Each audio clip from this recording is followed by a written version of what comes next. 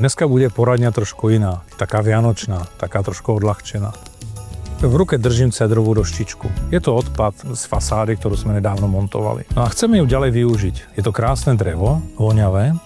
Tak som si ho na 24 hodín namočil do vody a takto som ho vyťahol a pekne na ním položím pstruha, ktorý je vyčistený a nakorenený. A položím to priamo na rož, na oheň a nechám to pekne ohoreť.